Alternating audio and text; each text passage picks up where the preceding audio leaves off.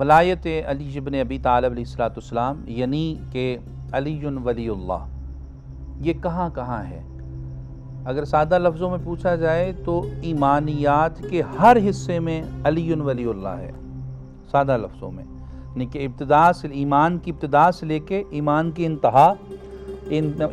انتہا سے لے کے جہاں پر ایمان عروج پہ ہوتا ہے، ایمان کی معراج ہوتی ہے، وہاں پر علی ولی اللہ ہے۔ میں مختصر قرآن پاک کا 23واں پارہ سورہ صفات کی آیا نمبر 24 میدان محشر کا ذکر ہو رہا ہے، تو اللہ رب العزت کی ذات اقدس، یہ بڑا خوبصورت ہے کہ یہاں پر میدان محشر کا ذکر کرتے ہوئے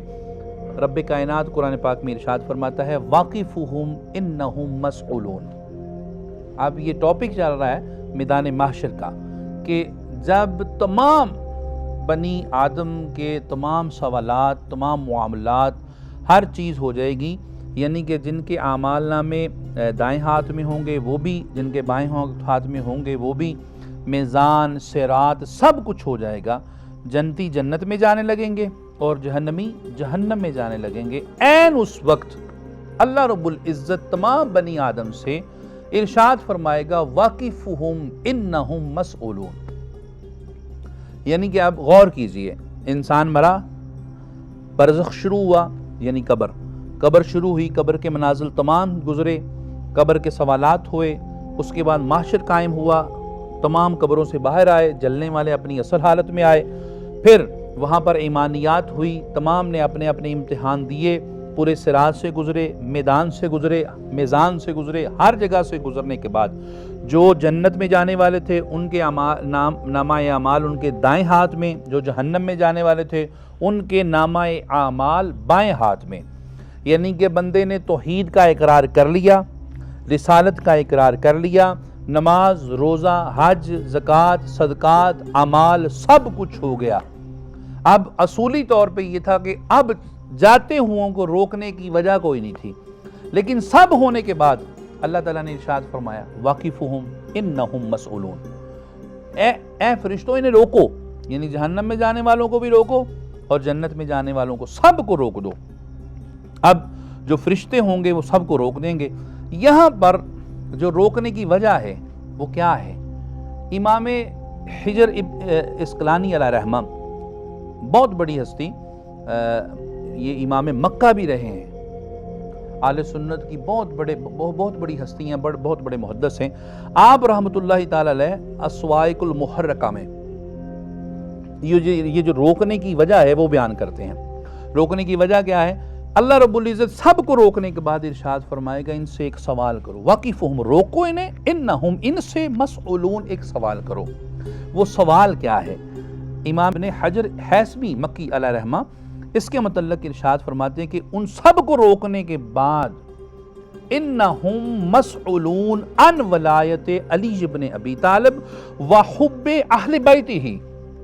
کہ ان کو روکنے کے بعد جو جہنم میں جانے والے ان سے بھی، جو جنت میں جانے والے ان سے بھی، ولایت علی ابن ابی طالب کے متعلق سوال کرو اور محبت اہل بیت کے متعلق سوال کرو، یعنی کہ علی ولی اللہ کا سوال کمپرسری ہے، لازم ہے، اس کے بغیر کچھ، دیکھیں نا کہ توحید کا سوال ہو گیا، رسالت کا سوال ہو گیا، اعمال تل گئے، جہنم میں جانے والے جہنم میں جا رہے ہیں، جنت میں جانے والے جنت میں جا رہے ہیں۔ اور ابن حجر حیثمی علیہ رحمہ فرماتے ہیں کہ روک کے پوچھا جائے گا وَاقِفُهُمْ إِنَّهُمْ مَسْئُولُونَ عَنْ وَلَایَتِ عَلِيِّ بْنِ أَبِي طَالِبٍ وَحُبِّ أَهْلِ بَيْتِهِ، کہ ان سے ولایت علی کے متعلق سوال کرو اور حب اہل بیت کے متعلق سوال کرو۔ ابن حجر حیثمی علیہ رحمہ فرماتے ہیں کہ جب آخری سوال ہوگا یہاں پر رخ بدلیں گے۔ کیا رخ بدلیں گے؟ کہ جو جہنم میں جانے والے اگر ان میں سے کسی نے اقرار ولایت علی ابن ابی طالب کیا ہوا، اب یہ غور طلب بات ہے، اور محبت اہل بیت علیہ السلام کا دم بھرتا ہوا، اعمال کم تھے،